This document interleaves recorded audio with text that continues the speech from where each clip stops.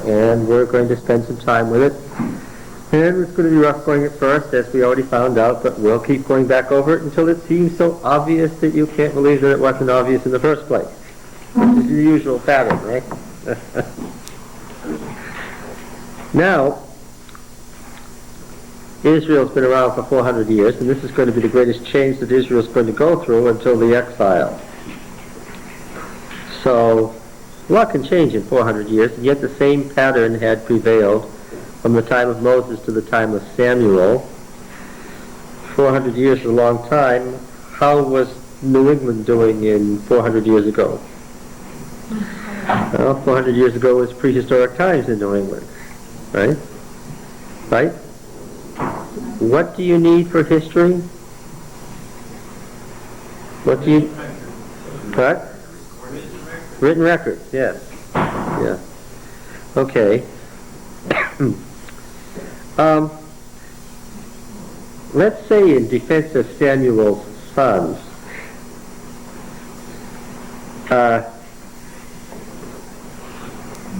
Joel and Abijah.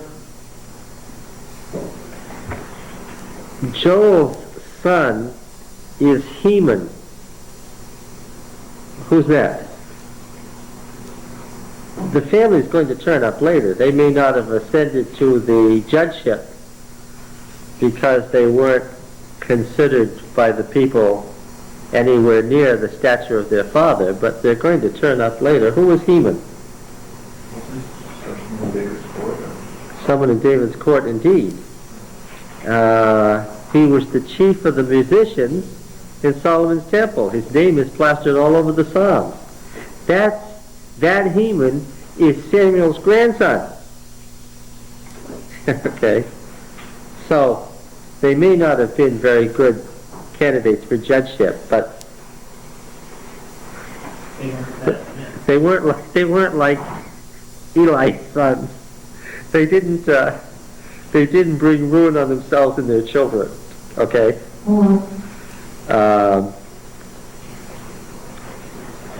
The two sons are in Judah, which is very, very interesting. Because Judah doesn't seem to be part of the Israelite League, does it? Yeah. Yes, Samuel lived in Benjamin. What do you think the sons were doing in Judah? Isn't that very odd? More on this later. Is it a hint that the grandchildren turn up in David's court? Is that a hint? Yes. Maybe that's why Israel didn't like them as judges. There could have been some feeling that if they are bigwigs in Judah, then what? Then they're not going to be judges in Israel. Are you suggesting that there was some rivalry between Israel and Judah? These are all God's people now. This is not what you're suggesting, is it?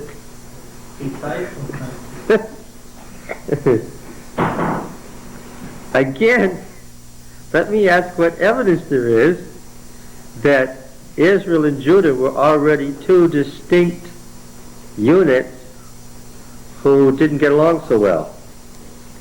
Anyone? When there were battles, Judah was never there. Judah was never there. Yes. Can you name some battles where Judah wasn't? The Battle of Ebenezer. That's pretty obvious. Samuel and all Israel in the idealized picture overcome Philistia, and there's no Judeans. And none of the Judean sub-tribes are there. That's a real good example because it's right at this time. Anything else? Can you name some other battles that tell us that Judah was not part of the Israelite League? This is going to explain so much of what we're about to see in the following chapters if you get this down. Can you name some more evidence? Well, this huh? Well, in 1 Samuel 11:8, it's talking about the numbering. It talks about the children of Israel were 300,000 and the men of Judah 30,000. Well, you didn't mean 1,000, but you got it right on. That Saul was able to gather contingents from all Israel. And he also gathered a certain number of contingents from Judah. What does that tell you? Two different. Judah's a different place. It tells you what Saul's trying to do. What is Saul trying to do? Unite. Trying to unite them. And he's gathering these contingents to do what? Holy, yeah, well, to go to war. Keep going. You started out right, and then he misdirected They were you. going to save the people of Jabesh. Where's Jabesh of Gilead? Oh, well, it must be in Gilead. Yes, Jabesh of Gilead is in Gilead. It happens to be the largest city of Gilead. Now, what have we already seen in Judges? What about Gilead? Sort of out of the... In fact, we already saw this in Joshua. They have their own stuff. Gilead has got its own assembly. That's another Israelite league. Now, Saul is gathering men of Israel and contingents from Judah to save Gilead. What's he trying to do? Unite all three. He's trying to get an all-Israelite confederacy because he's figured out that he cannot overcome the surrounding nations who are pressing in on them unless what? He can unite the whole group. He's trying to do something that's never been done before.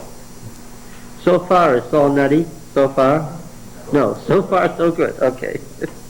All right. Now, let's review. We read in 1 Samuel 8:4 that all the elders of Israel gathered together and came to Samuel at Ramah. And we understand from what we've just said that all these elders of Israel are who? The tribal leaders. The tribal leaders of what? What would be the northernmost tribe of this group here?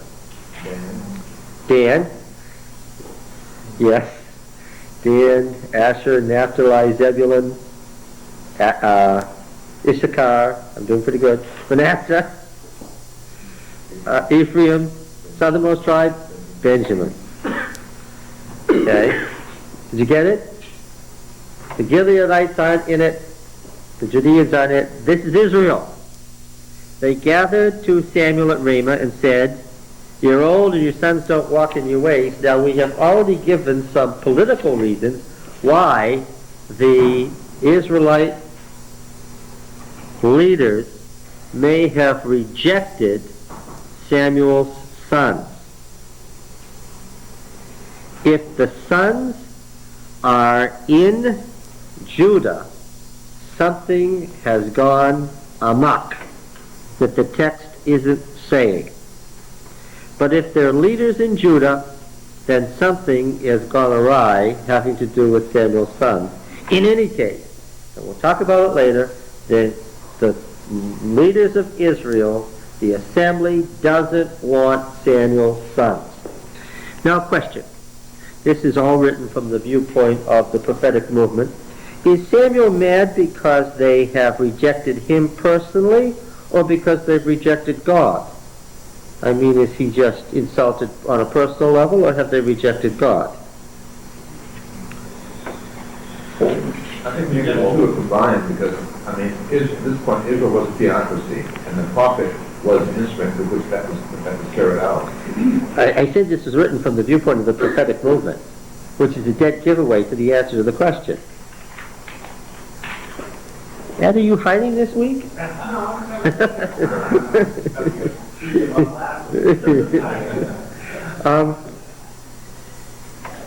Tell me something about, from the viewpoint of the prophetic movement, about the prophet personally. Is it wise to attack the prophet personally? No. Definitely not. No? Can you give me some examples? The king said, oh, he's going to say that, is he? I want you to go out and get him and bring him here in chains. Okay? So they went out with their spears to get him. And what happened? Fire came down. And consumed them. And a second time, what? Same thing. And a third time, the captain said what? Look, have me. I work for the king. He can kill me if I don't do what he says. He said to come and get you. Please don't burn me up. I'm just doing what I was told to do. Okay? That's a good example. What's it? What? The case of Elisha. Some young men made the mistake of calling the prophet a bald old man, which at the moment, what? He was. But they were doing their teenage rabble-rouser routine, and what? Bears came out and ended that. So the point is that from the viewpoint of the prophetic school, to attack the prophet personally is what? Is to attack God. And bad things can happen as a result. Okay, so there is no question here that it's Samuel personally who's being attacked. He takes it as a personal attack, and that is intended to be seen as an attack on God in the narrative. All right.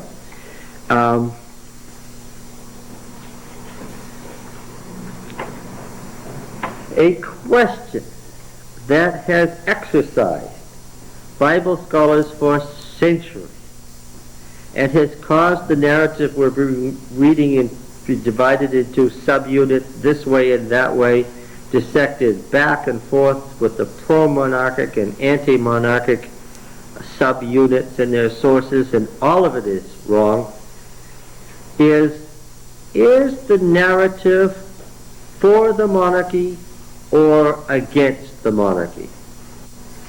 Well,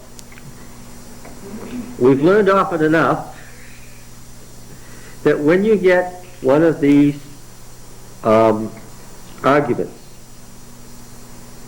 the narrative is pro-monarchic, the narrative is anti-monarchic, the narrative is made up of disparate elements that have been edited together poorly that are pro-monarchic and anti-monarchic. There is always another possible answer, and what is that? That the author intends to be to love. That reality can be made up of opposites held in tension without things flying apart, that's the nature of life. Samuel himself is let down easy. Remember when God said to Moses, step aside so that I could destroy them, so as to place Moses in the position of doing what? To intercede, yes. Here, Samuel is told, it's okay, they're not rejecting you, they're rejecting me, which they've done from the beginning. This is really a psychological viewpoint. It's not your fault. Don't worry about it. Go ahead and do it, even though he's very much against the idea. What does he do? Well, if God tells him to do it, then what? Then by definition, what? He's for it. Yes, regardless if he's for it through clenched teeth, right? Can you be for something through clenched teeth? Yes, you can. It happens a lot in life. And this is one of those times. All right? Now, we had a lot of guessing and confusion about what Samuel was up to in 8:10 and following. And he certainly was up to something. Samuel still hopes to save the day. I was reading this over last night, and while that wasn't what they were asking for, it was really a process, because in years later, that's what the monarchy evolved into. Just what Samuel was talking about. Okay, but the important point is that he ends up with a theological prediction in verse 18. In that day, which is a technical prophetic term, you will cry out because of your king whom you've chosen for yourselves, but Yahweh will not answer you on that day. Now, I suppose you could say that such a day never came because for other reasons they got there too soon. But in any case, what he's describing, we know for sure, is the contemporary model of Canaanite kingship. This is how contemporary Canaanite kingship operated. His description of taking a tithe of the people, taking a census in order to have 10% of the people under the control of the monarchy. This is a description of how kings operated at the time. So, as a prediction, it's spoiled by the fact that it's current events. And what he's doing is he's trying to scare them off from monarchy by describing the worst aspects of monarchy that he can. And especially those aspects of monarchy that the assembly would be most likely to react against. because it's the assembly that stands to lose power right after the priesthood and prophets in this setup here. All right. Now, they do say, no, but we want a king. Again, what was the reason that there had developed such a strong feeling pro-monarchic party at this time?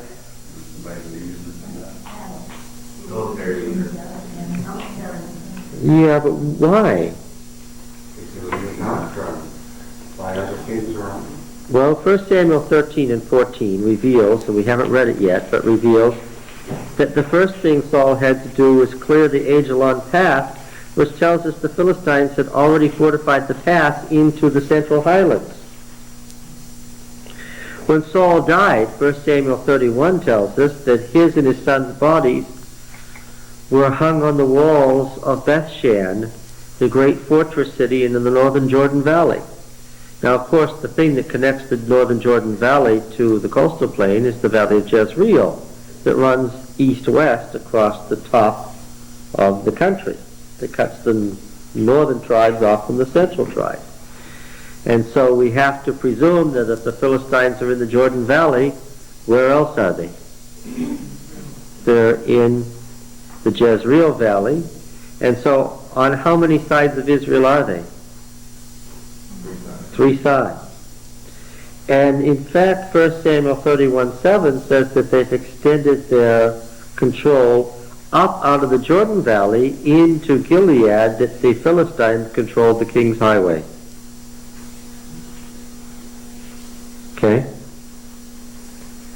And this then doesn't surprise us that Saul died on Mount Gilboa, which is the mountains overlooking the Jezreel Valley. He was trying to cut off the Philistines on the coastal plain to the west from the Philistines in the Jordan Valley and Transjordan on the east, which is exactly what they had done with Israel by getting the Jordan Valley and cutting off Gilead from the rest, by getting the Ajalon path and cutting off the northern Israelite tribes from the southern Israelite tribes. Now we must presume, based on other evidence, that where was Judah in all this? Where were the Judean tribes in all this? What were they up to while Israel was being cut in half by the Jezreel Valley, cutting the northern tribes off from the southern tribes, cutting the Transjordanian tribes off of them? Where was Judah in all this? They were the ones who lived immediately behind the Philistines. Where were they in all this? Based on what we heard so far, they were conspicuously absent. Okay, but Ed, the nature of the Philistine rule being such that they couldn't just be conspicuously absent. They were probably just in subjection. Just in what was that word you just used? They were what? In subjection. In subjection. You left out what? Yes, they were just in subjection. Can you give me any evidence for that? Well, there was where it said that none of Israel had any iron implements. They had to go to the Philistines to get their plowshares. Yes. Yes, so obviously it would be easy for the Judeans too to have been subjected to the Philistines. That's a good deduction. Anything else? Well, now think about it.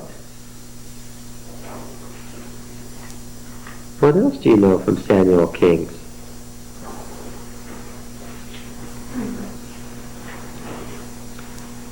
Which period? Before Saul or during Saul? Well, I'd like to look at the period leading up to Saul, say the 20 or 30 years before Saul and the 20 or 30 years after Saul. Let's look at this 50-year period and what I'm trying to find out, Pete, is what caused kingship to arise now? They've been invaded for 300 years in the period of the Judges. They've been in a defensive posture in those mountains for hundreds of years now. What was it about this time that made the people think we have just got to face up to it? we've got to get a monarchy, and we've got to get together. What was it that they were so concerned about that made this pro-monarchic feeling so strong? They lost the ark. Well, that certainly must have scared the wits out of everybody. The loss of the ark to the Philistines must have been certainly, and the subsequent destruction of Shiloh, the league capital, right, must have been an absolutely terrifying moment for everybody. And certainly, I think that's one of the things that would have played a tremendous influence in causing people to rethink what they needed to do. In answer to your question, well, the all of David's brothers went to war with Saul. I mean, that sort of tells you that, I mean, there were some Judeans that were concerned about it. Well, if you were Saul, I said, what would be one of your great concerns if you were in Saul's position? The far northern tribes, Dan, Asher, Naphtali, Zebulun, Issachar, right down in the Jezreel Valley, are cut off from those south of the Jezreel Valley. One of the things you're going to have to do is what? Get back those northern tribes which are lost to Israel now. What else are you going to have to do? You've got to get some backing from Judah. If you were in Saul's position, what's one of the very first things you'd want to do? Remember, he's a Benjaminite. I said, if the lot had fallen on anybody but Benjamin, I would have been astounded and would have told Samuel to cast the lots again, that he couldn't figure out what God was telling him. Get it? The lot couldn't have fallen anywhere else but on Benjamin. Saul was a Benjaminite, okay, from one of those families on the west end that were facing the Philistines, okay? If you were in Benjamin, the southernmost tribe of the league, on the west end facing the Philistines, what would you want to do? I would try to get as much support out of Judah, even if they were in subjection to the Philistines, as I could think of. Any way that I could coach the cousins from the south to risk Philistine wrath and come along with us, I would. What might be some ways you could do that? Marriage.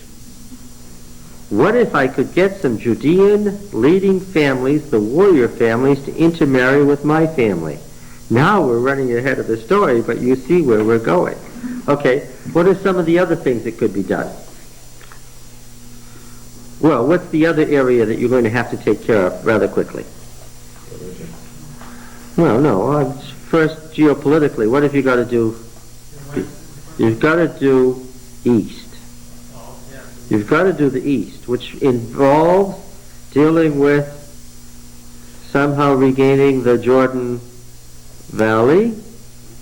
And yes, of course, you've got to fortify your western frontier so that get the Philistines out of the passes, try to protect those passes so they can't keep coming up the passes, so that you at least have a place to live where you can fortify yourselves, right? Got to deal with Gilead and the problem of the Jordan Valley somehow. Yes? I was just thinking about this battle of Ebenezer, like where it's talking about the Philistines were subdued and they did not come anymore into the territory of Israel. We read that as Israel, not necessarily Judah. Mm-hmm. So this isn't really saying anything at all about what was happening in Judah. No, it isn't saying anything about what was happening in Judah. But I'm going to continue on that line. What's some other evidence that there may have been considerable alignment of Judah with the Philistines? Well, later on, David was with the Philistines. Well, it isn't very much later on. When David fell out of favor with Saul, David was a Judean prince. What did he do? He went straight to the head head tyrant of the Philistines and said what? Yep. And did Achish said, Judeans don't work for me? No, he gave him one of the Judean cities and said, protect the Judean frontier. And when Saul was chasing David around Judah, David found it amazingly possible to go from this place to that place in Judah, and what? Somehow Saul just couldn't get him. What does that tell you? Yeah, he had friends, and those friends were perfectly willing to be aligned with the Philistines. Okay. Now, so, Ron, why the feeling among the elders of Israel that we need kingship this time?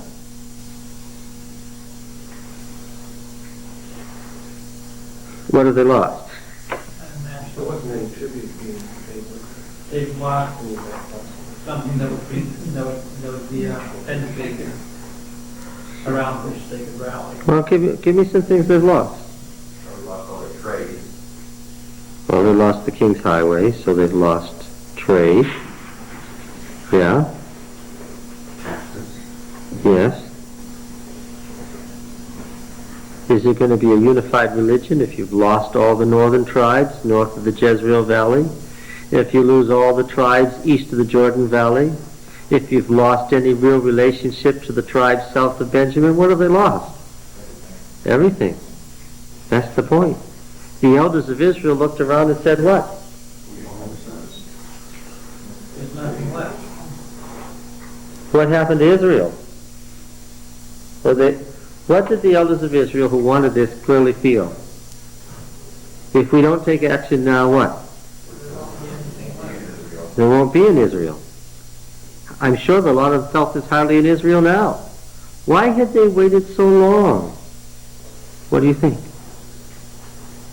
Why had they waited so long? I mean, this is a pretty bleak picture. Why do you think they waited so long? Isn't it clear why they waited so long?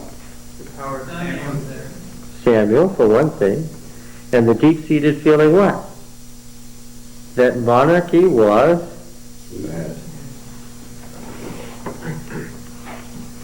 bad in what sense? What was it? Corruption. How about pagan? Monarchy was pagan, right? Yeah. Russell know everything Dan was gold. Oh, He said Yes. there's gold, everything there. yes. He paid kingship in its worst possible tones, but certainly they knew about Canaanite kingship. And a lot of the characteristics of the kingship as described by Samuel are really characteristics of a theocracy, but with a human as the head. Okay, the characteristics that you see here could be in a theocracy anyway, only now there's a king as a head. One person's got all control of all of these things. A lot of the tithing and all this other, it was, Stuff that was done to the sanctuary, yes. only now it's being transferred to the monarchy. You are correct. It So was what they're saying is the monarchy is putting man in the place of God. I mean, in the sense of the pagan. Well, just how bad was the crisis if, after Samuel has described this, and they know this to be the characteristics of pagan monarchy, they say in verse 19, no, but we will have a king over us. What does that tell you? Yes, that shows the level of desperation, right? Yes, they were free to act. Why? Because they felt there was nothing to lose. Absolutely. And the fact that the elders of Israel have come to this decision. The elders of Israel by nature are liberal or conservative. What?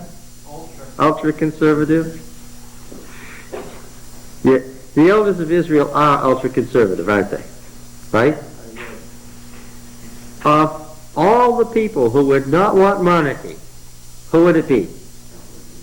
It would be the elders of Israel. What does it tell you in verse 4 when it says all the elders of Israel gathered together? Huh? The governing body. Yes, but There was a lot of cohesion between them and what they were going to ask. well, where did these people come from then? all the To call for such an assembly. We've seen that in Jephthah's time that the assembly of Gilead felt perfectly willing to act on its own and tell the Ephraimites to get out of our business, please. Right? The assembly of the northern tribes felt perfectly willing to chase the Midianites out ruthlessly and tell the Ephraimites, stay out of our business, please. Right? When they're all there, what does that tell you about this assembly? What could have motivated such an assembly?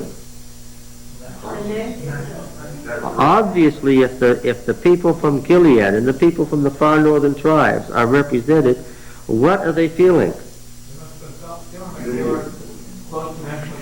Yes, they felt that they were close to national extinction, and for this group to come en group to Samuel,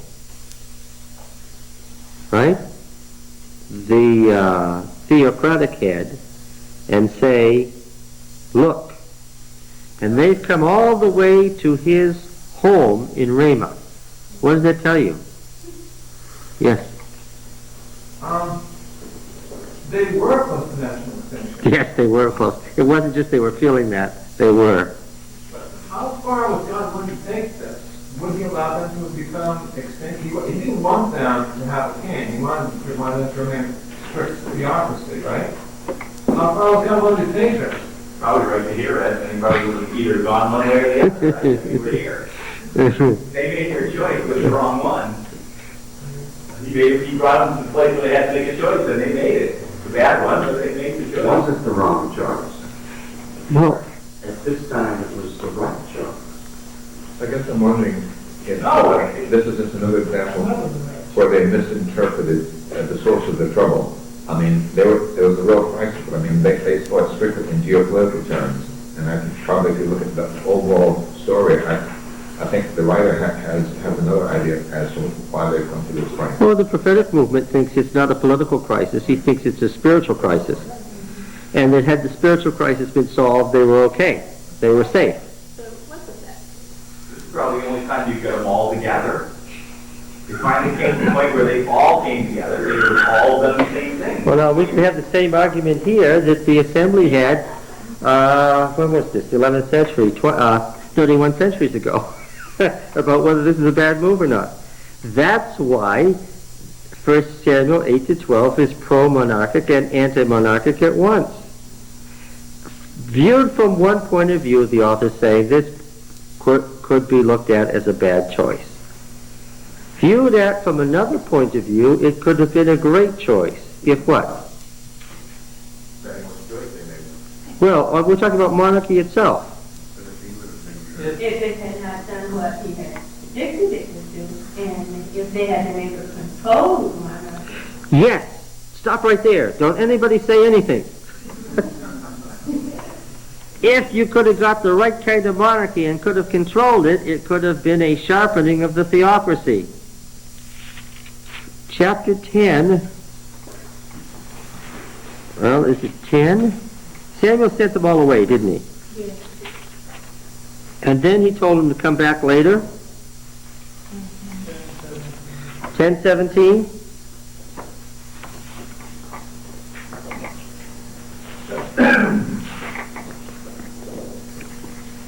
I'm sure the elders of Israel would have been interested to knowing that 31 centuries later we'd still be discussing their choice.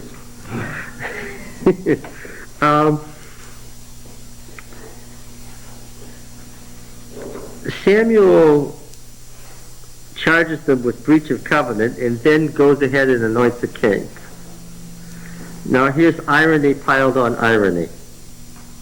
Right? If it's truly breach of covenant beyond control, then don't do it. Just say no. But But he's God's servant, and God doesn't work that way. God gives you a choice and then tries to work with the choice you made. Okay. Now, verse 25 says, just what came up in Connell's comment. Then Samuel told the people the legal rights of kingship, mishpat. And he wrote them in a book and laid it up before Yahweh. Now, every time we hear about the writing of something in the Bible, we find out that there's something that relates to that. We don't hear about God writing the law and then we don't know what the law is. We don't hear that Moses wrote the duties of the covenant unless we have the covenant code. See? It tells us in Exodus that he wrote down the covenant laws, and then the next thing that follows is the covenant code. Okay? Whenever we hear in the Bible that something's written, we have it. There's a couple of things that we don't have, but we have every reason to believe they existed. Later on, DTR 1 is going to tell us if you want to read all the political details of this king's reign, then read the Chronicles of the Kings of Judah. Now, while we can't do that, we have every reason to believe what?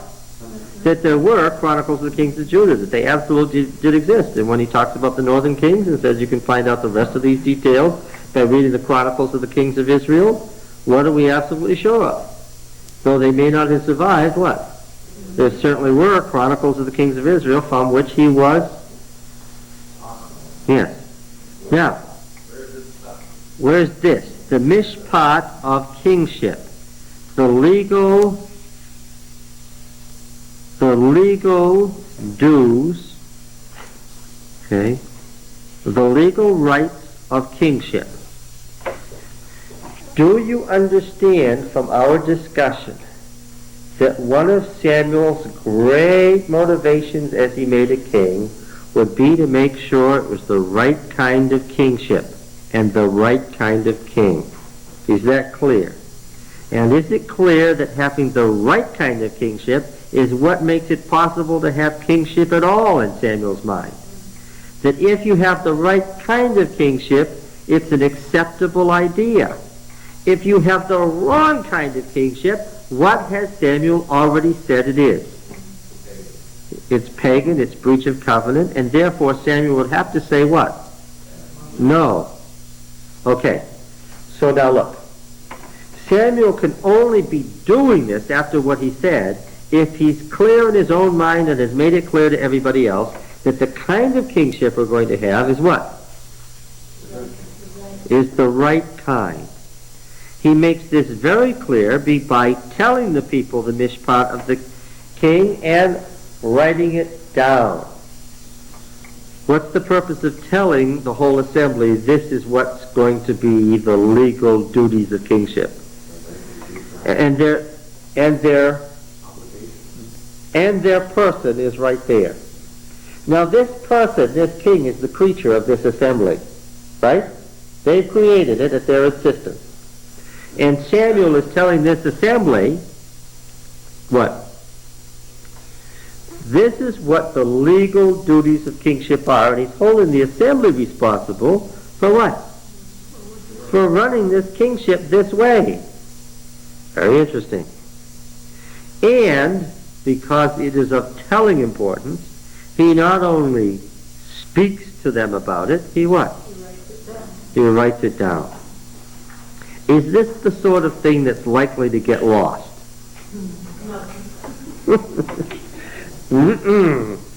This is way too important to get lost.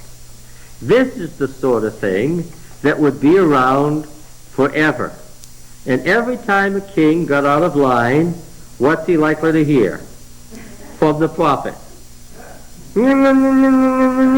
It says, have you forgotten that Samuel said, and do you think the kings of Israel ever got sick of that? Yes, they did. How do we know? It says so. But that means that what? That this legal constitution of kingship was what? Was still around. Boy, is there anywhere in the Bible where laws from the northern kingdom survived, kept by the prophetic movement? Is there such a section of the Bible? Deuteronomy! Yes. We've all come to know and love the fact that Deuteronomy represents the northern kingdom's Law code. law code. Oh, I I wonder then if this very important thing might have survived. And if I'm going looking for it, where will I go? I'll go to Deuteronomy. Now guess what? As I search through Deuteronomy, what do I discover? A law about kingship, which Moses put in there. Yes. And moreover, the law about kingship says this is the mishpat of the king, the legal duties of kingship. Interesting. Okay. And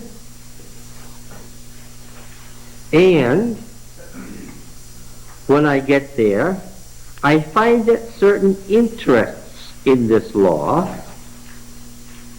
apply only to the time of Samuel and no other.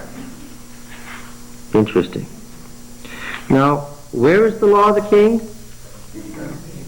17 what? 14.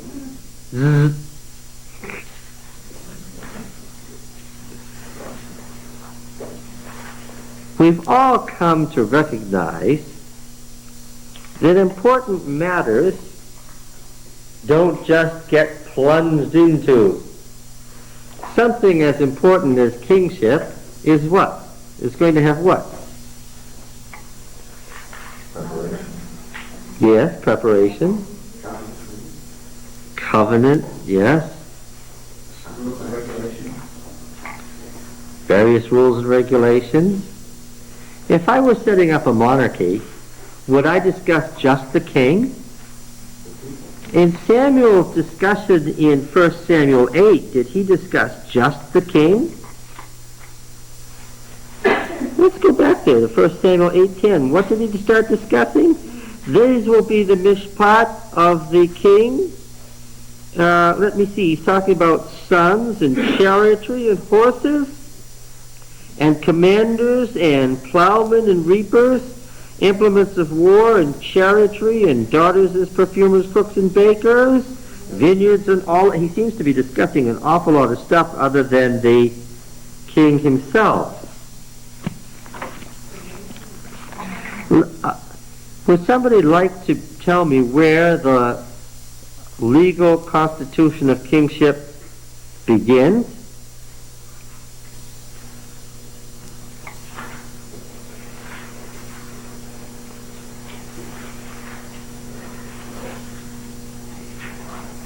Well, what's just in front of it? What's right in front of the law about a king?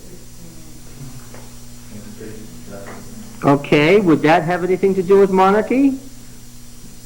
Sure. Appointment of judges and officers, does that have anything to do with monarchy? Yes. Obviously, the section ending in verse 16, verse 17, 16, 17 is something else. It's something to do with the year of release, releasing slaves, firstings of males, Passover, Feast of Weeks, Tabernacles. All of a sudden, at verse 18, we come to an entirely new topic. Deuteronomy 16:18. Everybody with me?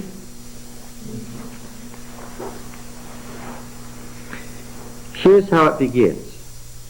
And it's a series of directives. You shall appoint judges and officers in all your towns which Yahweh your God gives you, according to your tribes, and they shall judge the people with righteous judgment.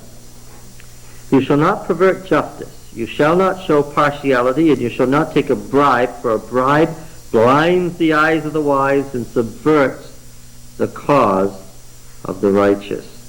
What was Samuel's office? What was he?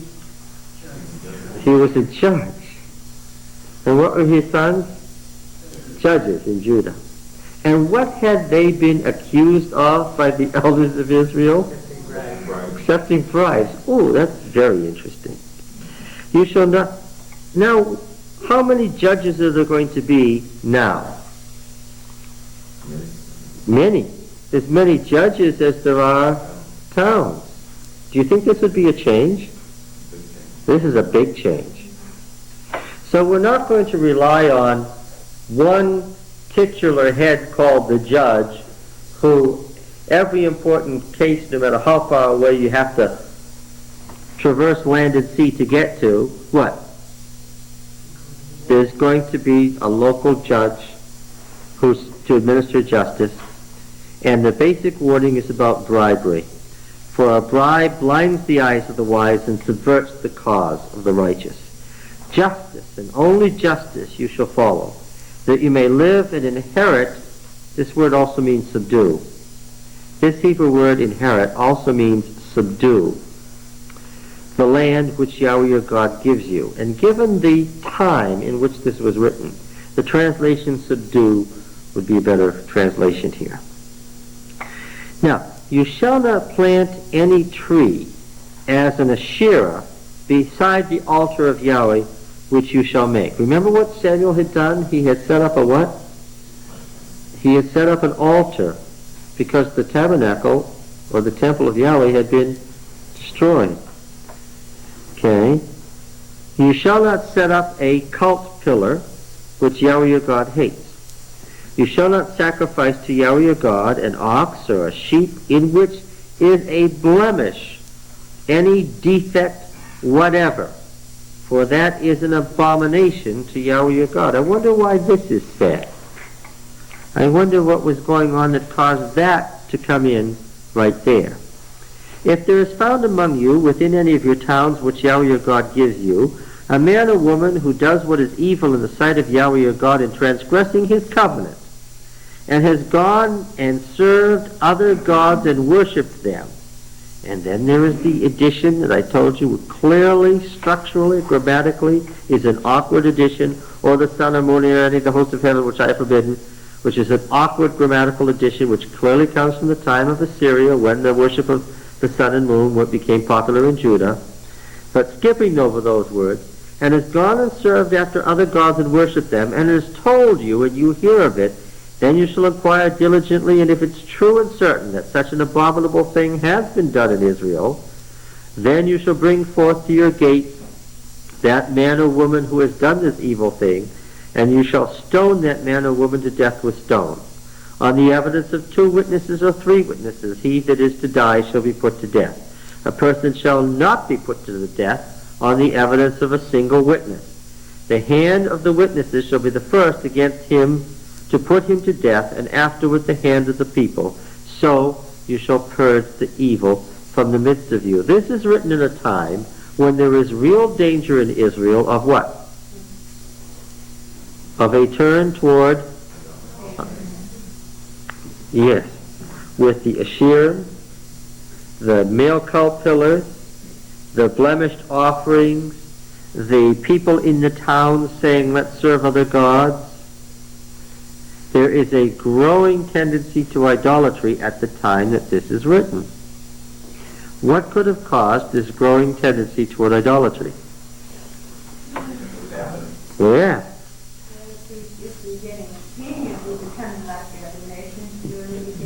That's right. There was, yes. Now, the next part is very significant. If any case arises requiring decision between one kind of homicide and another, one kind of legal right and another, which happens all the time, freedom of speech versus safety, public safety. I mean, that sort of thing happens all the time, right? If one kind of homicide, one kind of legal right and another, one kind of assault or another, any case within your towns which is too difficult for you, then you shall arise and go up to the place which Yahweh your God will choose, and coming to the Levitical priests and the judge who is in office in those days, you shall consult them, and they shall declare to you the decision. There's all kinds of ramifications of that sentence. First of all, you can't have a high court until what? Until you have lower court. This is a continuation of, you shall appoint judges in all your towns. Is that clear?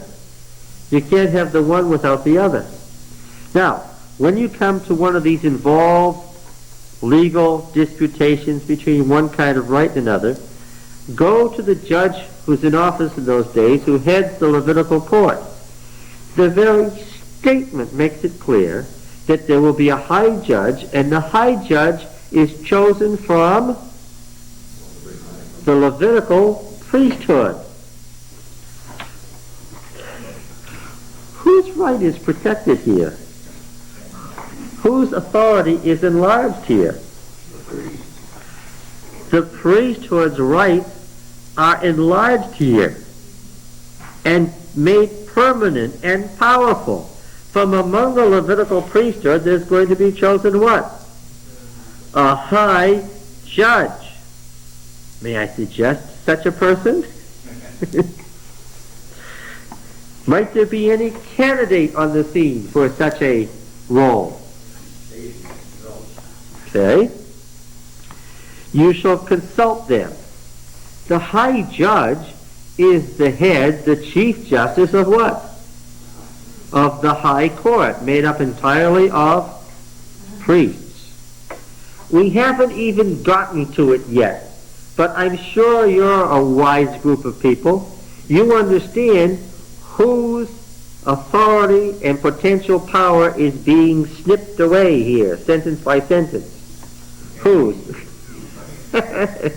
Who isn't going to be the high judge? The king. Who isn't going to have control over the central worship? The king. Yes. And they shall declare to you the decision. Then you shall do according to what they declare to you from that place which Yahweh will choose.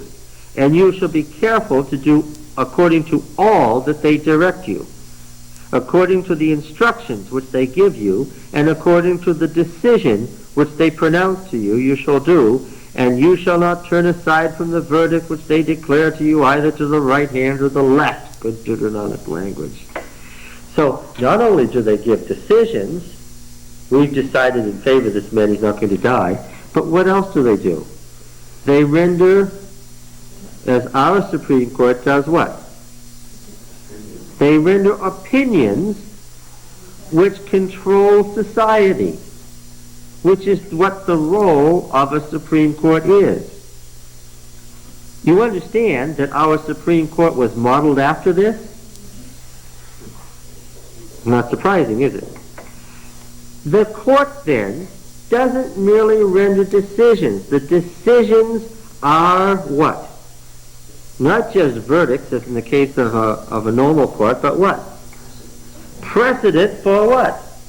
The whole society. Whose authority is getting snipped away?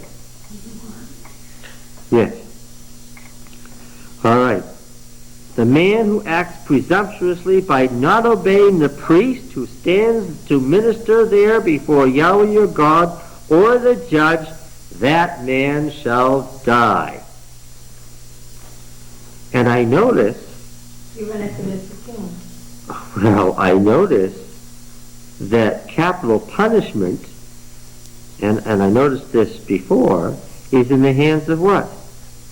This judgeship that's being set up. So, what? That's where it got that. Where you got the bottom arbiter and guys like that. That's right. If you went with this, you wouldn't have a king. What would you have? You'd have a president. Commander-in-chief. Yeah. You'd end up with a president, not a king. Say, this is a great system. Somebody ought to try this. Yeah.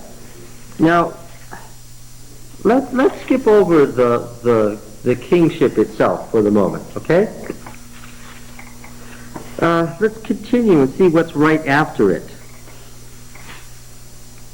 The Levitical priests, that is all the tribe of Levi. Now listen, what was Samuel's family? Where were they from? By heredity, his father was an Ephraimite. By heredity, his father was an Ephraimite. What was he doing Well, he was a Ziphite. Or something. Descendants of an Ephraimite. What are you reading? That's 1 Samuel 1:1. So I got Elkanah.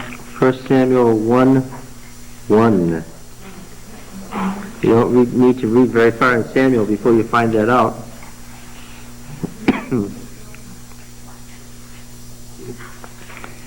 The son of Jerachmiel, the son of Elihu, the son of Tohu, the son of Zoch, and Ephraimite. Right? 1 Chronicles 6. 1 Chronicles 6. And remember that 1 Chronicles these chronicles come from the second edition, and the second chronicler, who was probably Ezra, we are indebted to for all this information. Verses 27, 34, and 35. 1 Chronicles 6 in verse 27. What do we have here? Elkanah his son, Zophai his son, Nahath his son, Eliab his son, Jeroham his son, Elkanah his son, sons of Samuel, Joel the firstborn, Abijah. See, Abihu, Abijah, we've seen that before. Sons of, who are all these? Do you see verse 16, the beginning of the paragraph? The sons of Levi, the following. These are the names of, da-da-da-da-da-da-da-da. Okay, so what does verse 27 say is the lineage of Samuel?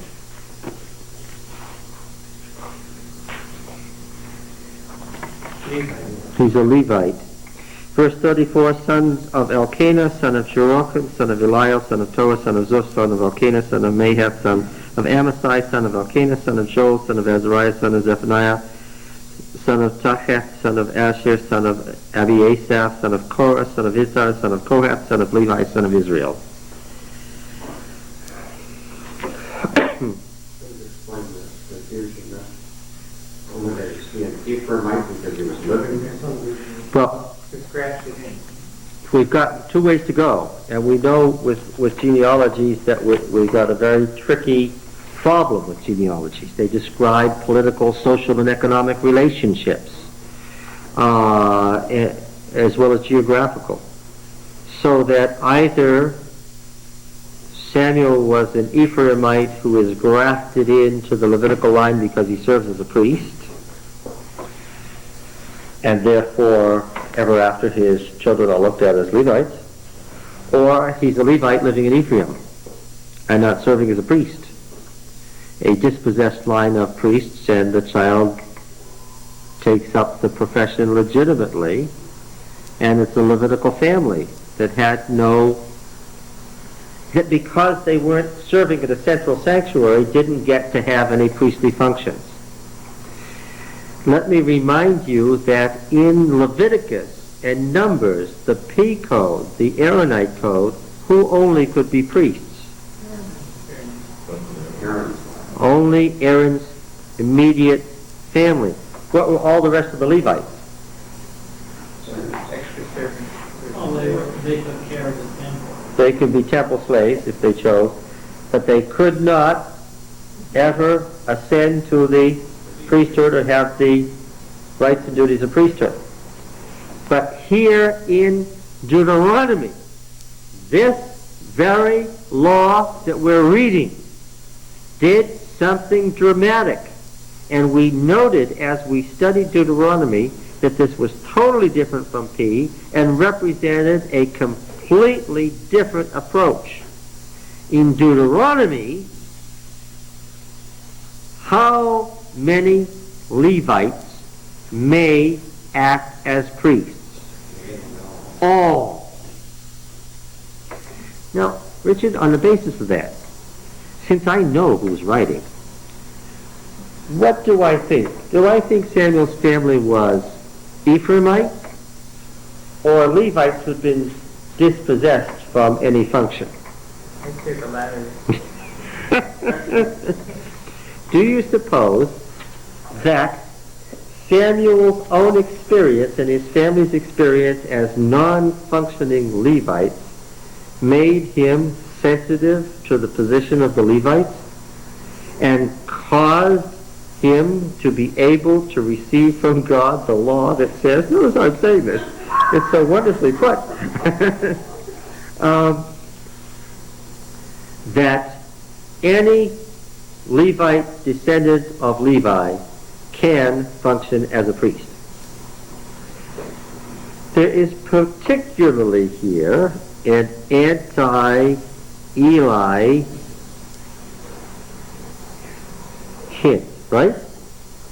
Because who had control of the ark and the whole priestly function in 1 Samuel? Eli. Why? Not because they were descendants, ironically, of Aaron, but what? Because they were descendants of Moses. Clearly, in Eli, who only could be priests? Descendants of Moses. If you were a Mushite, you could be a priest, and if you were anybody else, what? You couldn't. And here in Deuteronomy, we find this law.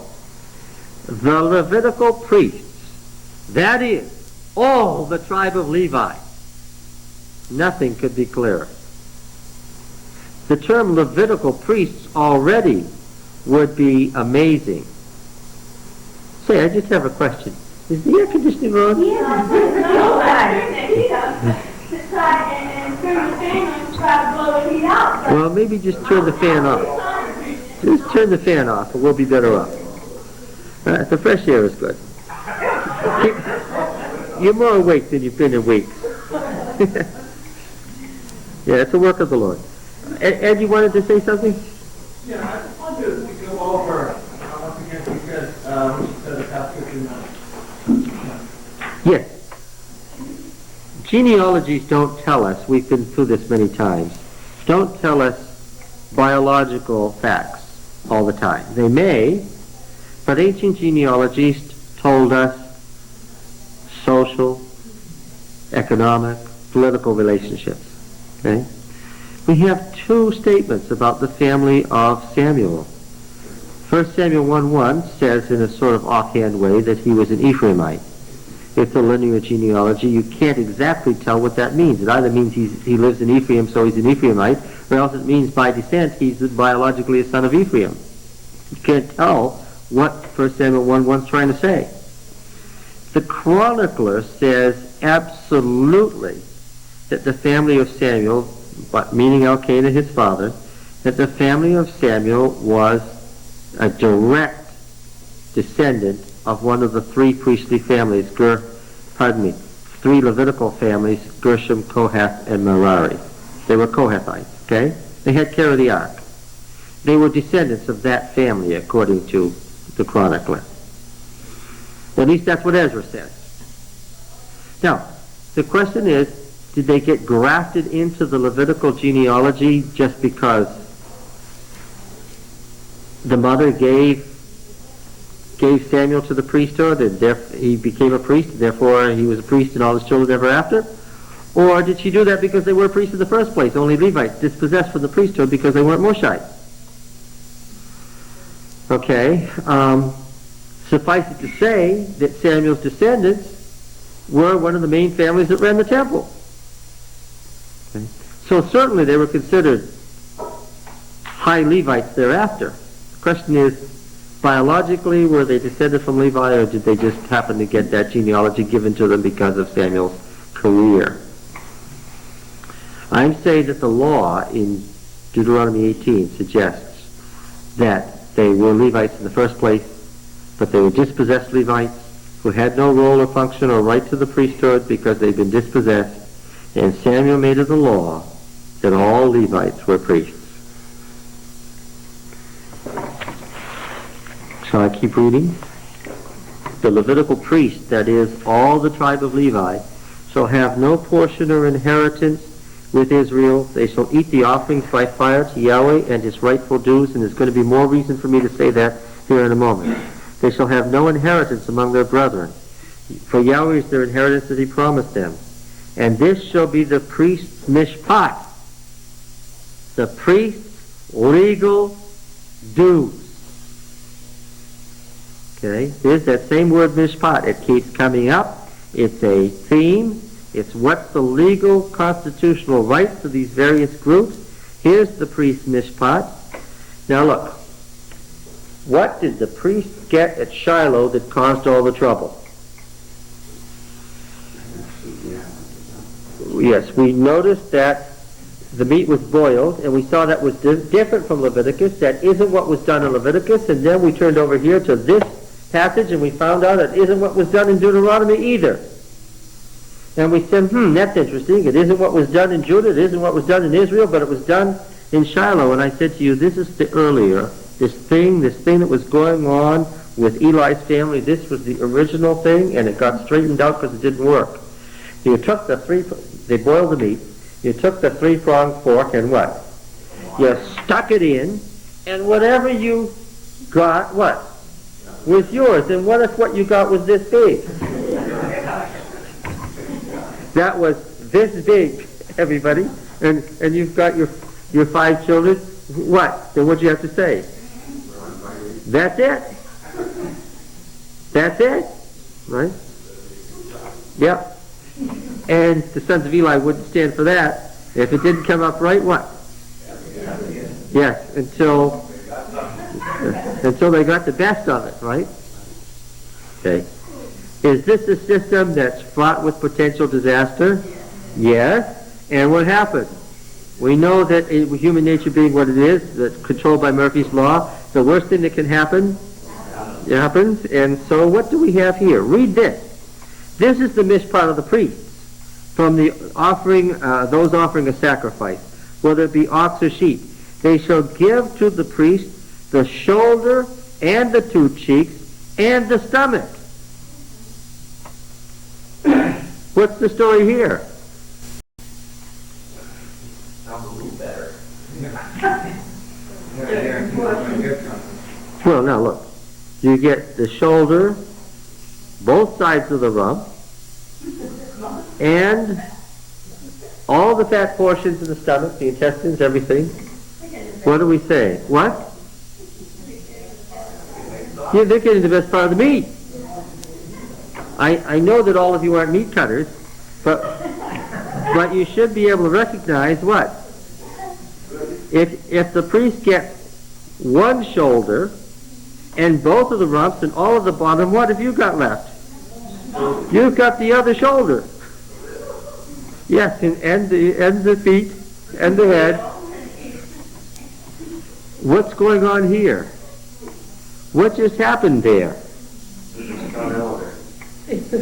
The priest just got elevated. There'll never be a reason again.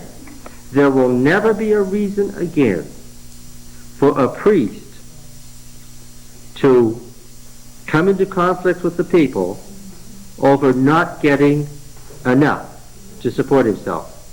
Do you hear that? And there will never be a Levitical family again that will be poor because they've been dispossessed from being priests. I'm going to ask again, who's the writer? Samuel. Then what's it doing among Moses' writings? Let us say again, in case you've missed it. As far as they were concerned, what? Samuel was Moses. Okay. Samuel must have suffered much under Eli. I mean, his animosity is. Well, when you consider that if Samuel wrote this is written late in his life. Certain lessons were learned when he was a little boy that what? Weren't ever forgotten. Yeah. Well, in a way, if he was a descendant of the family who had charge of the ark by inheritance, and he saw Eli let the ark go. Lose it by default. By default. Yes. He had I'm sure that was my right. that would have been a terrible thing to live through and see and have to put up with. Yes. And then on the other hand, he knows that he's called to replace Gilead. So he's really good. And yet, notice this, Flanell, he never did any of this. If what I'm telling you is correct, and I believe it, that there's no other way to conclude, he never did any of this while he was the judge and ruler of Israel all his life. This all came about as what? As a result of what? Demand for monarchy. He never did all this in his lifetime. That was his point. Did I ever claim anything for myself? Yeah. Okay. Now, it says, the first fruits of your grain and your wine and your oil and the first of your fleece of your sheep you shall give him. It's not going to be any unclothed priests.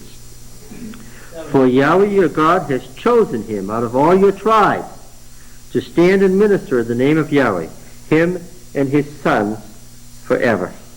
If you're giving the first of everything to the priest, you're not giving it to the king. That's right.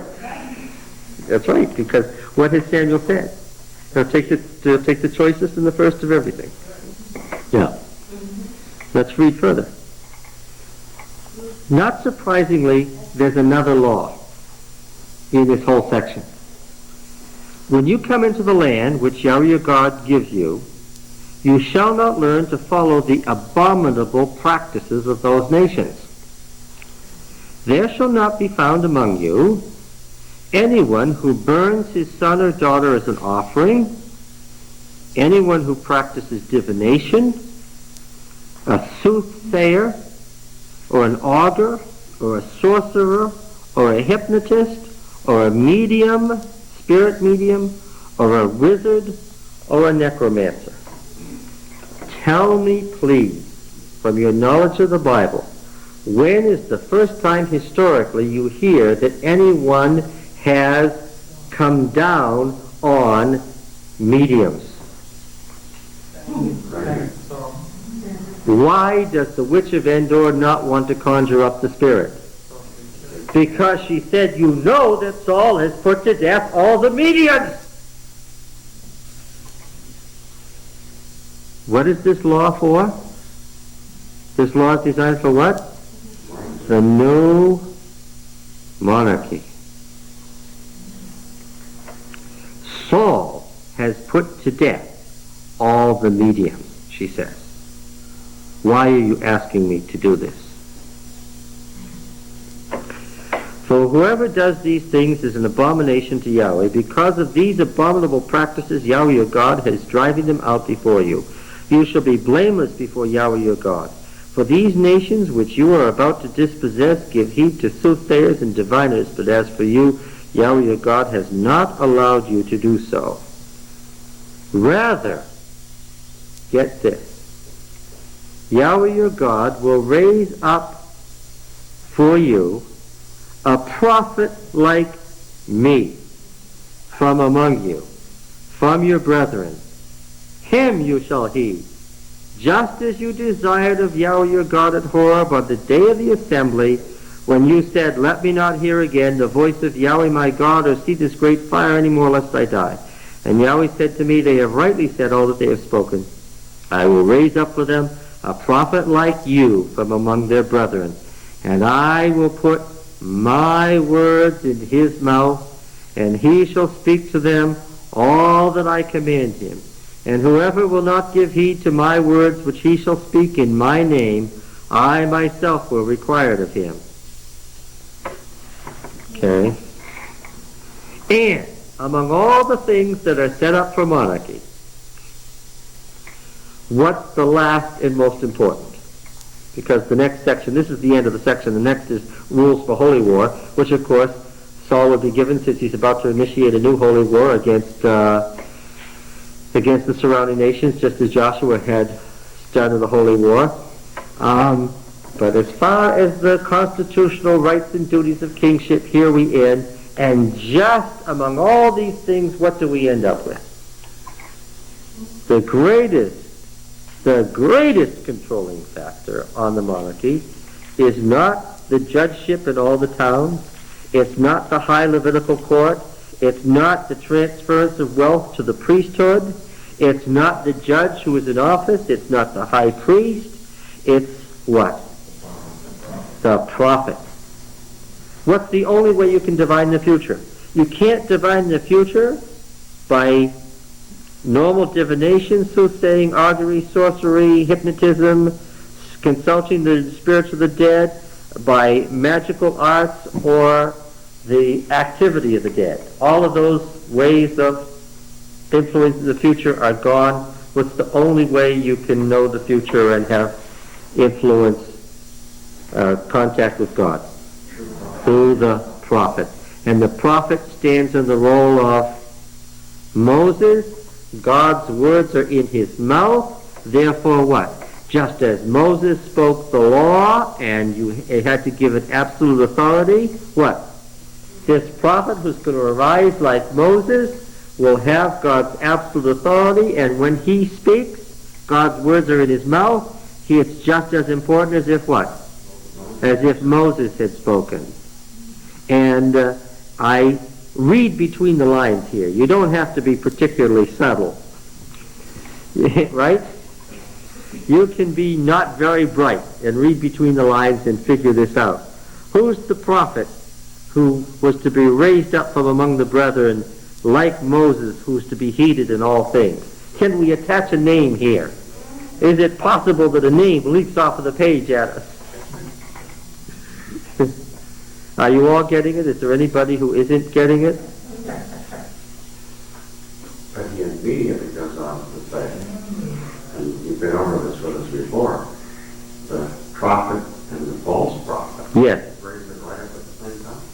Yes, because of course there is going to be the one who doesn't speak according to the law of Moses. And then the law of Moses becomes the norm by which you distinguish which prophet is the true prophet. Okay. Now, let me go back, keep your finger right here, and go back to 1 Samuel 10:25. What did it say? Okay, here stands this king, this creature of the assembly of the elders. They finally got him. There he is. He's standing there, and Samuel says in verse 24, "Do you see him whom Yahweh has chosen? There is none like him among all the people." And all the people shouted, "Long live the king." Well, Samuel anointed him and set him up. But it immediately says, then, in the midst of all their thrill, Samuel told the people all the mishpat of the kingship and wrote them in a book and laid it up before Yahweh. And we've been reading it, and what? What would you say? He wrote it. Well, wait a minute. We haven't. I just skipped that deliberately. What have we found out? Everything else. And they gave right to what was written. Well, yeah, we're going to have a king, all right. But judgeship is, there's going to be a whole legal system outside the control of the king. There's going to be, look, the assembly had represented, with the judge at its head, had represented the legislative branch, right? The assembly will continue in existence. There is a legislative branch, right? In addition, what does Samuel set up? He sets up an entire judiciary from bottom to top. Okay? And he sets up an executive. But this executive is not of the Canaanite king type. This executive is the creature of the assembly. He can only do what this Congress of Elders tells him to do. And they're going to have to supply force. The money is not going to be taken out of the priesthood. Why?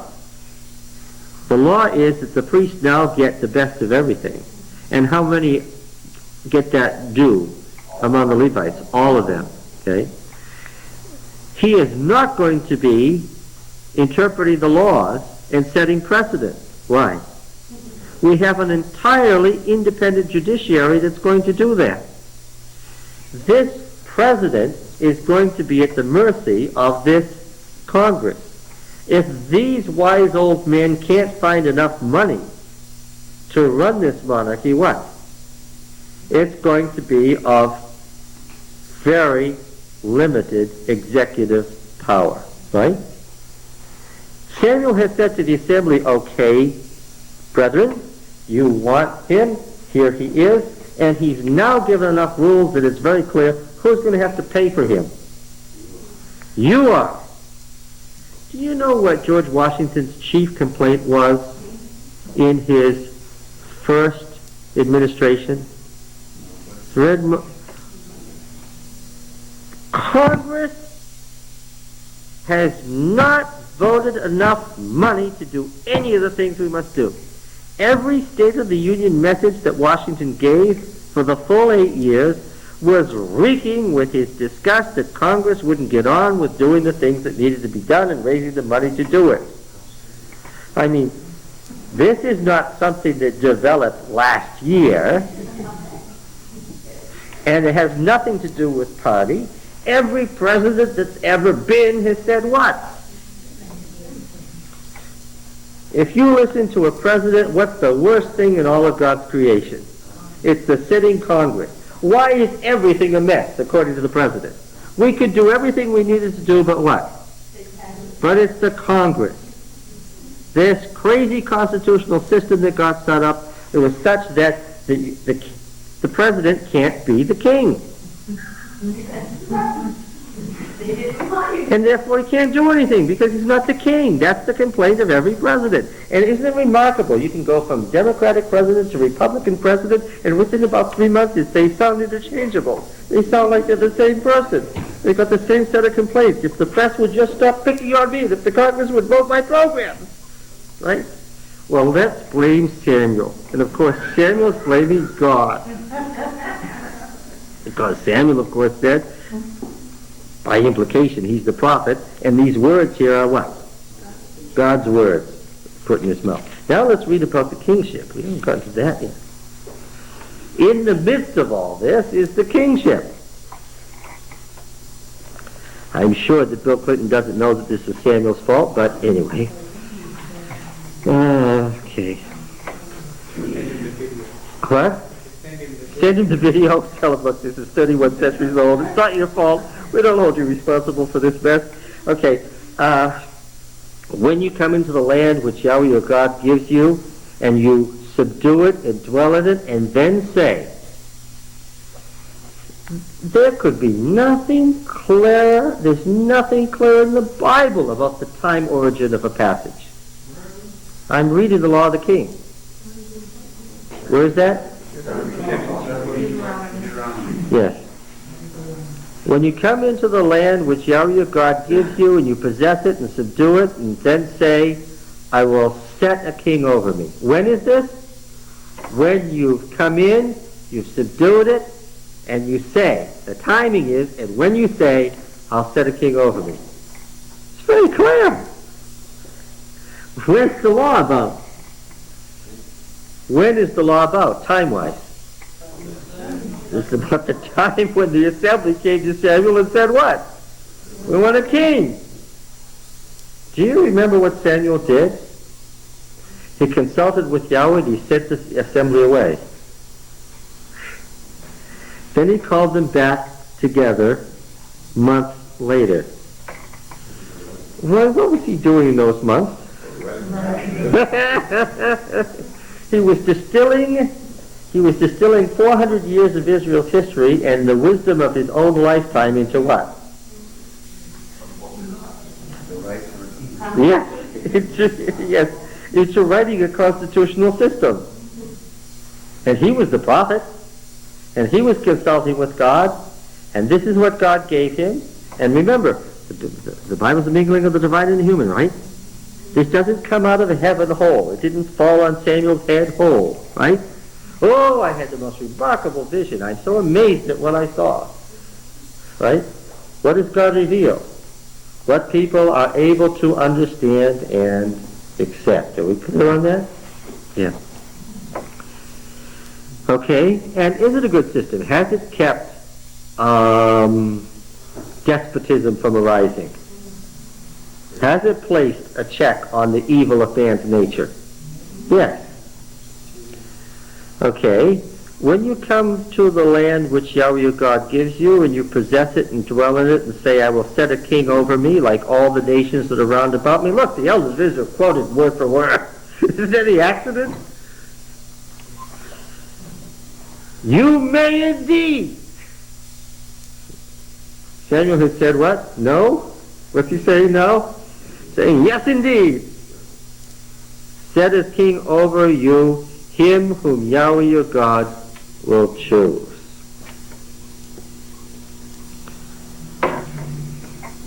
What had the people done? They had asked for a king. What's this man's name? Past perfect participle. What's his name? What? Shaul. It means what? Asked. Asked. The one asked for. The people asked for a king, and what did they get? Mr. Asked For became king. One, very interesting, this never was an issue later on. One from among your brethren you shall set as king over you. You may not put a foreigner over you who is not your brother. That reveals a lot to me. That tells me something that the narrative in 1 Samuel doesn't tell me.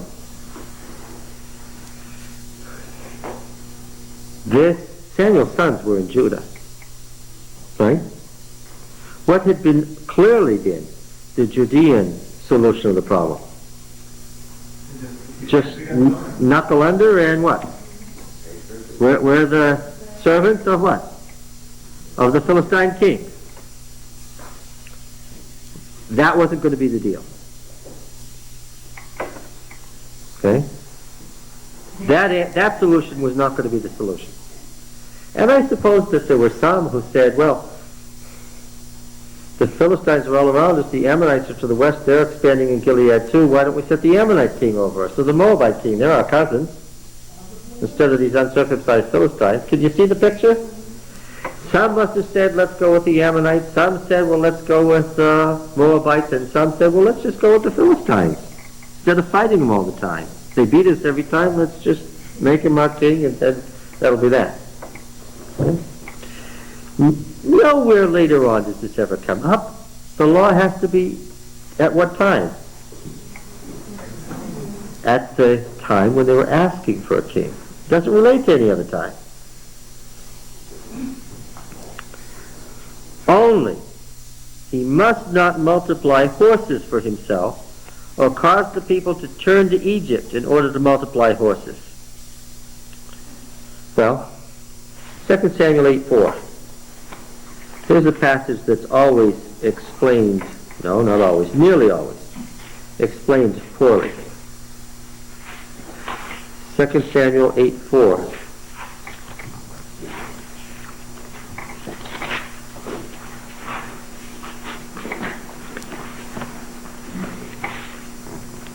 David is already, let's begin at the beginning, 8:1. After this, David defeated the Philistines and subdued them. And David took Metheg-Ammah out of the hand of the Philistines. And he defeated Moab and measured them with a line, making them lie down on the ground. 2 lines he measured to be put to death, and 1 full line he spared. It's the wild age, isn't it? And the Moabites became slaves to David and brought him tribute.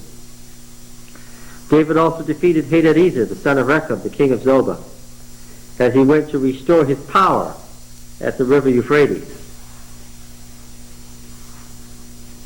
Make no mistake, and we'll follow this through, David was a ruthless man. Safe to be under his wing and unsafe to be his enemy.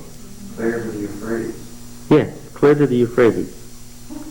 And David took from him 1,700 horsemen and 20,000 foot soldiers, and David hamstrung all the chariot horses, but left enough for 100 chariots. Well, the explanation for that is David didn't have any use for the horses. That's the usual scholarly answer, and that's nonsense. David ruled over a huge empire, the middle part of the earth, much of which was flat. David had a tremendous use for those chariot horses and chariots. But David was stuck, and I'm sure he wanted to use them, but he was stuck. David was only one king away from Saul.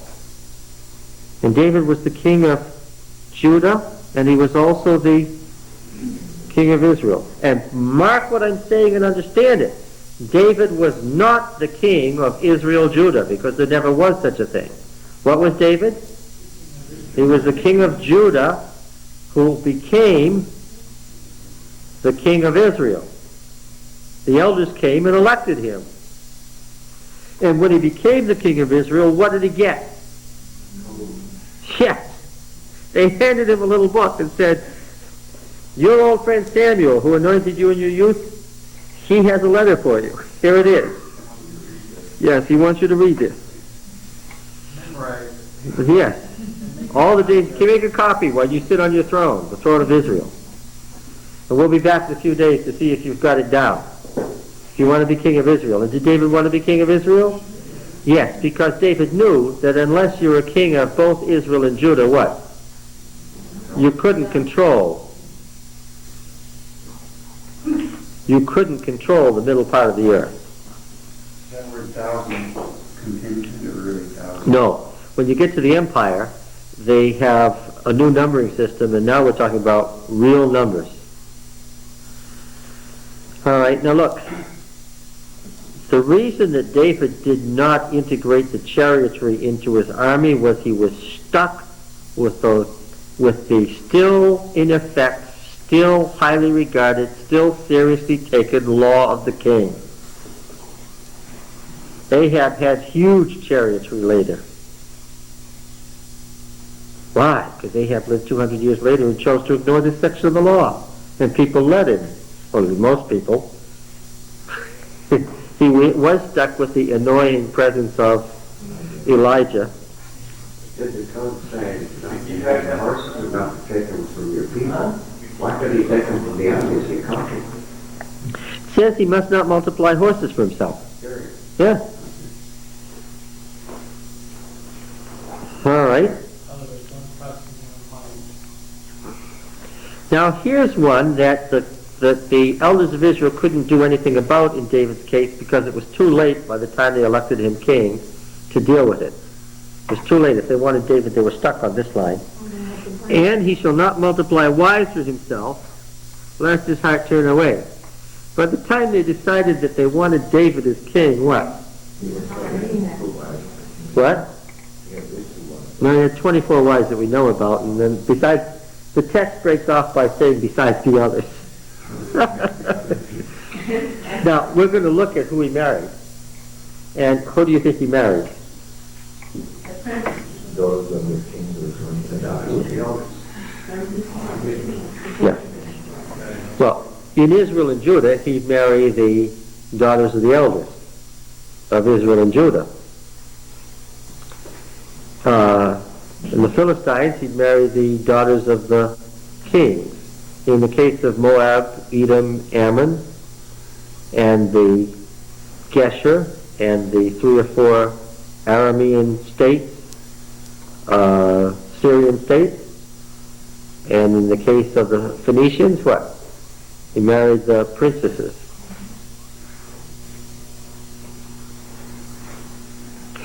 And when we come to Saul, Saul had one wife. Saul, he was just following in his father's footsteps. Yes. David chose the son that he liked. The son that he liked had qualities he didn't have, and he recognized that. Solomon was sophisticated in ways that David wasn't, but Solomon had some bad qualities that were very much like his father. And we always blame Solomon, right? Yeah.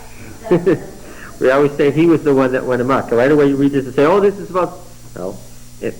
Saul, on the other hand, had one wife.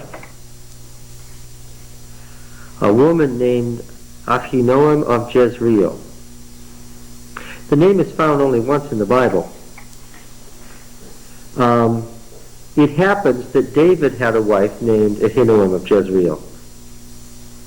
The only time that the name is ever found in the Bible is found right at this time, and we either have to deal with the remarkable coincidence that there were two Heman of Jezreel living at the same time, or else we have to deal with the dark and nasty possibility that what?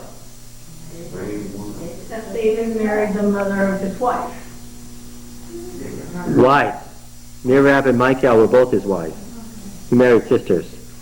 Well, it was customary that king coming in with our took care of the women and king.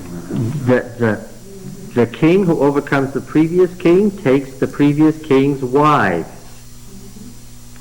That is absolutely the case. And we're going to come upon an unhappy statement where the prophet says to David, I gave you Saul's kingdom, his wives and his daughters.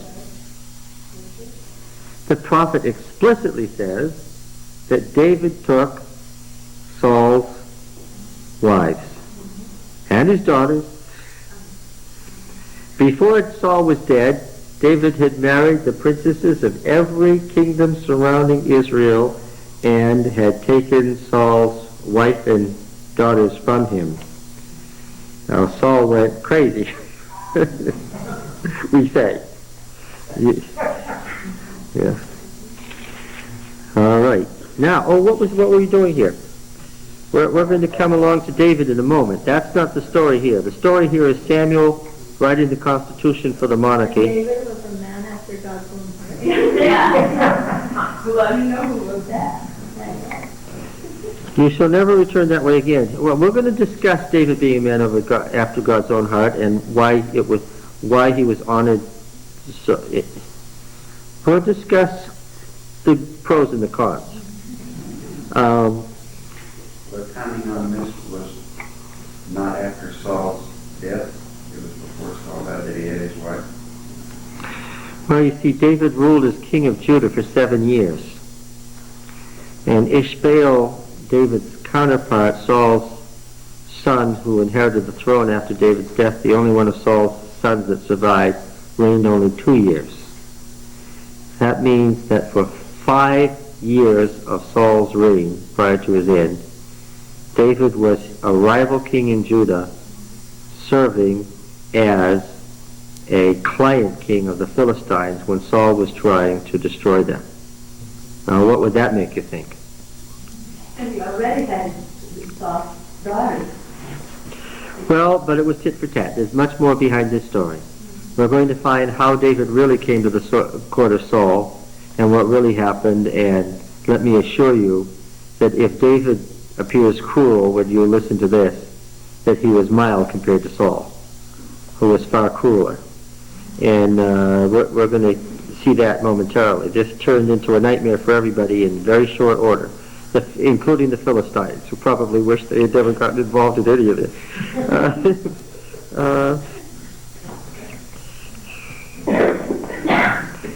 And he shall not multiply wives for himself, lest his heart turn away. And he shall, nor shall he greatly multiply for himself silver and gold. And you know, Gibeah of Saul has been excavated.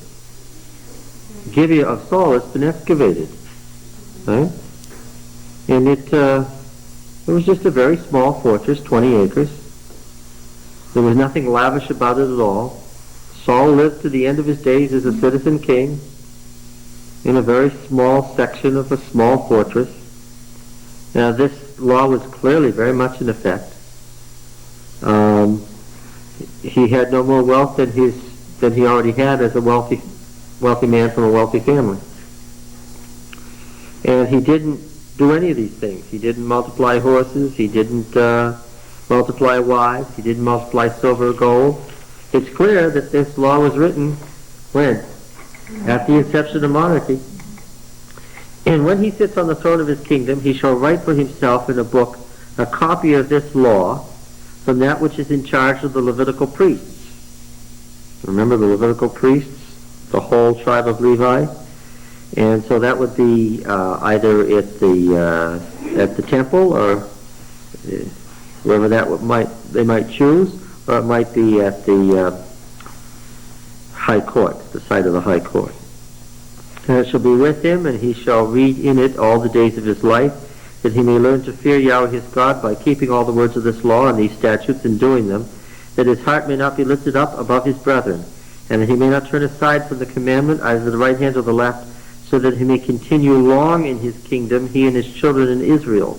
Here is a constitutional, get this, here is a constitutional, conditional, hereditary monarchy. I'm going to say it 3 or 4 more times so you can write it down. What? I'm reading the last line of chapter 17. So that he may continue long in his kingdom, he and his children in Israel. Who should have been the next king? Which son? Jonathan. Much will become clear. Much will become clear. If the heir apparent makes a secret covenant to make somebody else the king, how would you feel? If you discovered a plot between your own son and somebody else to make that other person the king, would you feel a little betrayed? All of this will become clear. Here's a constitutional, conditional, hereditary monarchy.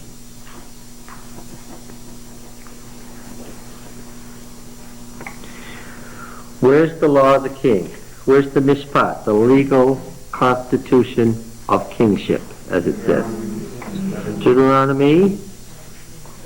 No. Where's the legal constitutional right of the king? Where is it? Deuteronomy 16, 18, 2 to 18, 18 and verse 22. You got it? Say that again. You understand that I'm telling you it's the entire section. The thing that refers to the king itself is only a paragraph of the whole thing. That's intentional. 16:18 to 18:22.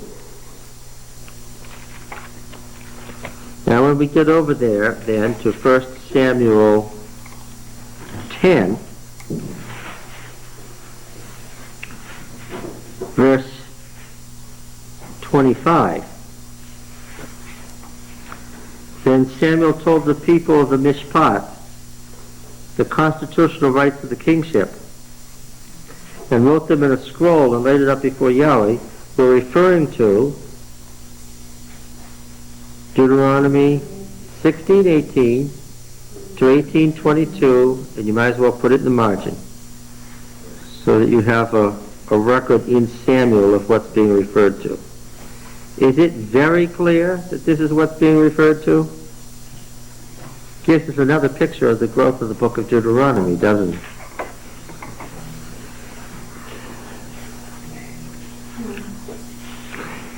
Yes, it is. It is. Where did all that stuff from the prophetic schools go? If they had great schools, why didn't any of it get survived? Well, it's all here. Did they have a Watergate? What? Did they have a Watergate? Oh, several of them. We're coming to the who was responsible and was there a cover-up is the next section. The whole section that was the whole document called the History of David's Rise, HDR, is a question of who was really responsible and was there a cover-up. We're coming to that. That's certainly going to occupy us for a while. All right. So what do you think of what Samuel did? Was it a masterstroke? He must have been a good judge to be able to take a crisis like this and turn it into an opportunity. Yeah? But he had been prepared for it all as he Well, yes, he was the man for the time, that's right. You can figure that man Judge Cicero his entire life, basically, from the time he was a child, would be a man of no mean talent. That's true, yes, that's right. And had the chance to see the other one, the prophet before him too. That was prophetic before him. Well, technically, the judges before him. There weren't any prophets before him, technically. Prophecy, we just saw where prophecy came from. Well, And we're going to see it in detail in 1 Samuel 12. What does he do? We now see that he has split judgeship into judge, prophet, king, priesthood. He's got them all there. But the two that really are vying in contention are the prophet and the king, right? When this prophet came in, talked about Saul going into the frenzy. What's the word that we use there? That's the same thing. Now we're going to talk about charismatic and non-charismatic prophecy when we get there. We're going to talk about the political chapters first. And then we're going to talk about the chapters about Saul. It's also the prophetic movement about miracles and so forth. Now, it says in the book of Judges that God raised up for them a deliverer in Jephthah. And it's got the same words it has for all the other judges, that God raised up a deliverer, and then there's a story about how the Spirit of God came and possessed him. Of course, the other story in Judges about Jephthah is that the assembly were desperate because of the Ammonite king, right? They couldn't find anyone, they couldn't save themselves. He had been thrown out because he was a harlot's son. He was the head of a group of outlaws and was a mighty man, it says. So because he was a Gileadite, remember, they sent to him. They offered him to be Qasim, military leader. He said, nothing doing, you're the people who threw me out, why are you coming to me now? Besides, I wouldn't be Qasim anyway.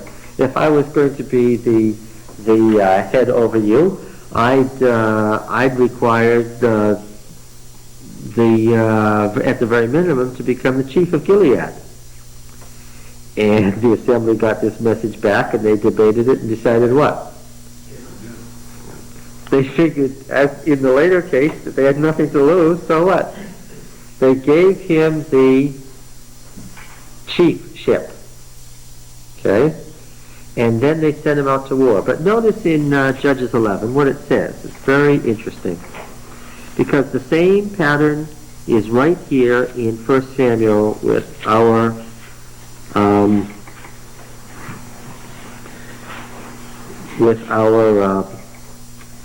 first king. He says in verse 9, Jephthah said to the elders of Gilead, if you bring me home again to fight with the Ammonites, and Yahweh gives them over to me, I will be your chief. The elders of Gilead said to Jephthah, Yahweh will be witness between us. We will surely do as you say. So Jephthah went with the elders of Gilead, and the people made him both chief and ruler, military leader over them. And Jephthah recited all his oaths before Yahweh at Mizpah. Jephthah, make sure you translate it properly, recited all his oaths before Yahweh at Mizpah. When did Jephthah become the designated chief? Has he fought with the Ammonites yet? No. Let me refer you here to the board and to what we have said about Baal on many occasions. Baal is like an old friend now, right? Baal used to be this awesome demon god in our minds, and now he's just Baal. An old friend. Marduk in the Enuma Elish, exactly the same story. The assembly of the gods is on the cosmic mountain. In Enuma Elish it's Tiamat. In the Baal epic it's Yam, the sea.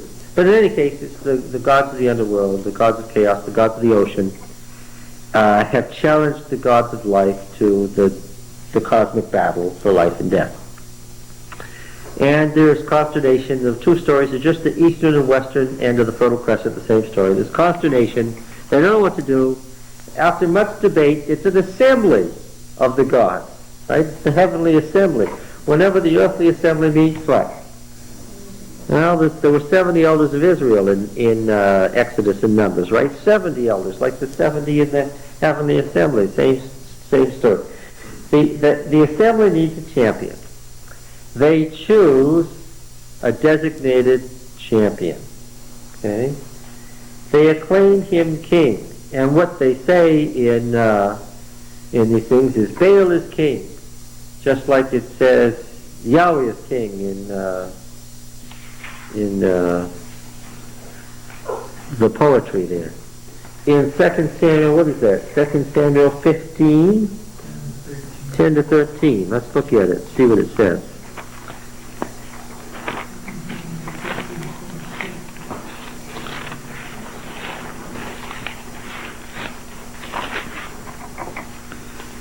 Who's this about? Oh, let's see. At the end of 4 years, Absalom said to the king, "Pray, let me go pay a vow, for I have vowed to Yahweh in Hebron." Hebron was the capital of Judah. Do you remember that? Hebron was the capital of Judah. I'm reading verse 7. Verse 8. "For your servant vowed a vow while I dwelt in Geshur in Aram, saying, If Yahweh will indeed bring me back to Jerusalem, then I'll go worship to Yahweh. The king said to him, Go in peace. So he rose and went to Hebron. But Absalom sent secret messengers throughout all the tribes of Israel, saying, As soon as you hear the sound of the trumpet, then say, Absalom is king at Hebron." See those words? Identical to the words you find in the great myths. Okay, and so Absalom made himself king in Hebron, just as his father had done before him. What is this? 1 Kings 1, 5 to 11? Well, you know what that's about. 1 Kings 1. This is Adonijah made himself king, remember? Got himself anointed and so forth. And what did they say when they went down there?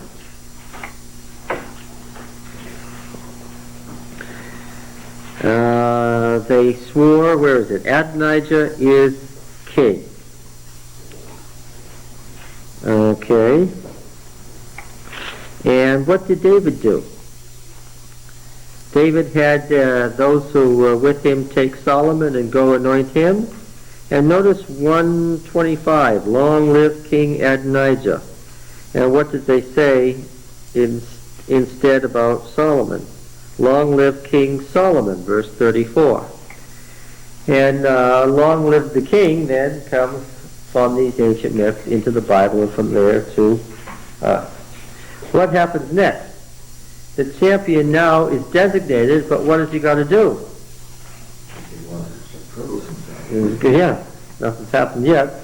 He's not really the king, so what? Yeah. He goes to war, is eventually victorious, returns, same pattern identically, and is enthroned as king forever, which means an eternal dynasty, right? Is enthroned as king forever. Saul is appointed Nagid, a word that in the context of the Deuteronomic history we're going to see is a word that always means the designated king. The designated king. He's the Nagid. It's synonymous with Melech in this sense. He's the king, just hasn't what? Just hasn't proven himself yet. Well, Solomon was Nagid. Did he ever prove himself? Did he ever go? That's what I was going to ask. Solomon never went to war. Solomon never went to war, did he? He didn't come back victorious, did he? Well, it all depends on who you were. If you were Abiathar, or if you were Joab, or if you were, who were the others? Adonijah. If you were anyone who had sided with Adonijah, you soon found yourself what? Dead. How did Solomon go to war and prove himself king? He started out as an unlikely teenager with all these older brothers vying for power in the empire. And with all those wives, you can be sure there were lots of them, right? And the oldest ones had all killed each other. And Adonijah was the oldest living one who had been killed yet in the struggle for power. And here was the youngest son, the teenage son, who came to the throne, and a lot of people must have said, what? He'll be there for a week or so, and then what? Then the brothers would do him in, but what did he do? The teenage boy showed his wisdom by what? He didn't have to deal with any coups. Why? He killed everybody who was against him right at the outset. Before anybody got a chance to have a coup, what?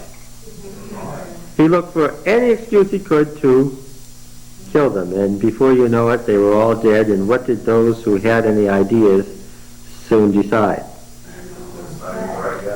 Maybe he is king. Yeah.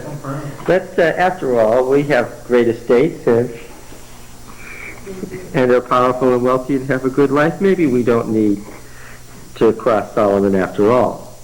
And what did everybody know? That the boy king was what? Was not to be crossed. Yes. And that's how he went to war. The designated king becomes king after the victory forever. And so he stood there as a designated king on that day when Samuel proclaimed the constitutional rights of kingship. Okay? Picture is coming clearer now, isn't it? I always hate those weeks where we're just plunging in.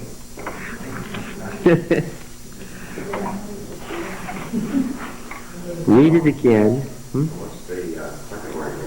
Melech, you know that word, M-E-L-E-K, king. It's just a simple word for king. Yeah. We have just scratched the surface of 1 Samuel 8 to 12. By January 8th, what will you have done? Well, you have read it numbers of times? I like the sound of that. All right. Thank you very much.